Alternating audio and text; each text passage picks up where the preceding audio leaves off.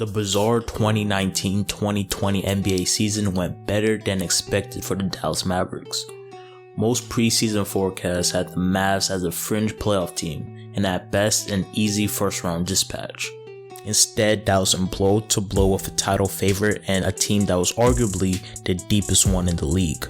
All of that postseason run is their already lofty expectations getting raised and the urge to make a splash in this offseason even larger. Next season, the Mavericks will have their eyes set on a much bigger goal than just a first round exit and naturally want to take the next big step. Conventional wisdom states that the best way to do that is by adding another star player this next offseason or make a splash in the trade market. But here's the truth. Upgrading the roster by adding a third star should not be a priority for the Mavericks this season. The Mavericks have organized their contracts to open up max money next offseason, not this offseason. Tim Hardaway and Courtney Lee exits paved the way for $30 million in free cap by themselves. Unlike this coming offseason, the 2021 offseason has been earmarked in every NBA executive's planner for the past 3 seasons, with a windfall of free agent talent slated to hit the market that offseason. It's not hard to see what the addition of one of these players would do to a team like the Mavs. Luka, doncic, and kristaps porzingis are locked in for the long term, and there's roughly 10 players who will be available in this class who rate just as good, if not better, than KP. No, the Mavericks have not had the best history when it comes to landing star free agents. Based on their past free agent failures, Dallas would be a long shot to get the apple of their eye. But the sheer volume of talent ups their odds of getting an elite player this time around, so long as they keep the powder dry for that max contract. So while 2020 free agent players like Fred VanVleet, Daniel Gallinari, and Davis Bertans will certainly help the Mavericks take the next step, they don't make them a championship contending team, especially in the West, and they would essentially remove Dallas from the free agent race in 2021. So what should the Mavs do this season? Well, this segues perfectly into my top 5 priorities for the Mavs this coming offseason. Without further ado, let's just get right into it. First things first, they need to add to their repertoire with dogs. D-A-W-G, dogs. The Mavericks went into this past postseason with youthful and experience. Not only were they up against a wildly talented team, but a team full with bullies and designated dogs, whose main job included cheap fouls, antagonism, all aimed at getting to the opposing team's headspace, which they successfully did on a couple occasions. Though credit where credit is due, the Mavs did not back down, but still, the NBA recently witnessed just how powerful a team of dogs can be with the success of the Miami Heat. Any new additions should be made through this lens as they push to cultivate their own culture. Additions such as Jay Crowder, Avery Bradley would be amazing if possible. In terms of superstar trades, hey, what about Marcus Smart? He checks all the boxes I'm going to be talking to y'all about today, and he's a tenacious, floor spacing, ball handling guard. I'm just throwing it out there, guys. Anyways, once again, a perfect segue leads in perfectly with their second priority, a good perimeter defender. The Mavs were forced to shift Maxi Kleber into the starting 5 and put him on Kawhi Leonard in the playoffs because the Mavs are short on perimeter defenders.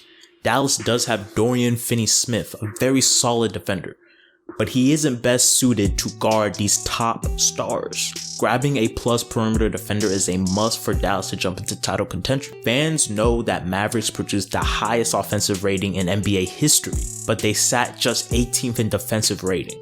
For Dallas to take the next step from first round exit to title contenders, they need to jump into the top 10.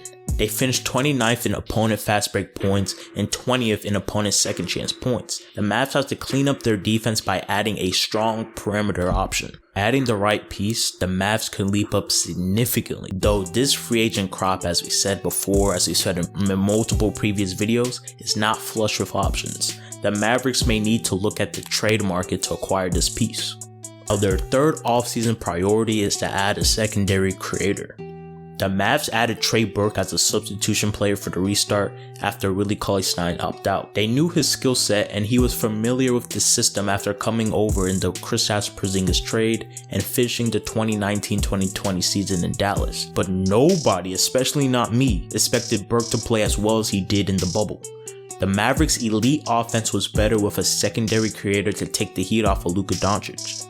Burke is again an unrestricted free agent, but his play exposed an opportunity from their offense to go from elite to unstoppable.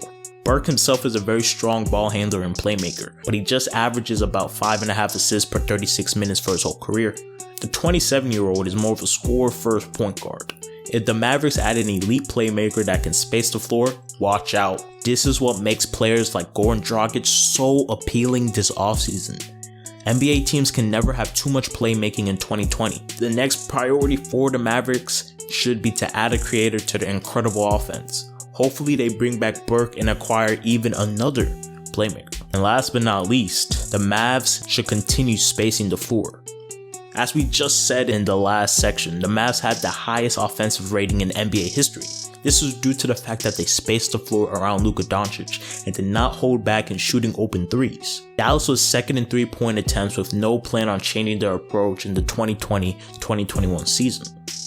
The additions of Seth Curry and a healthy KP, coupled with career-high shooting numbers from Finney Smith, Kleba, Hardaway Jr., allowed the Mavs offense to thrive like it's never had before.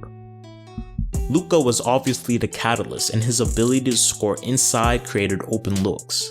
Adding floor spacing is a little lower on this list than for some other teams because Doncic is that type of transcendent player who can get the most out of a shooter.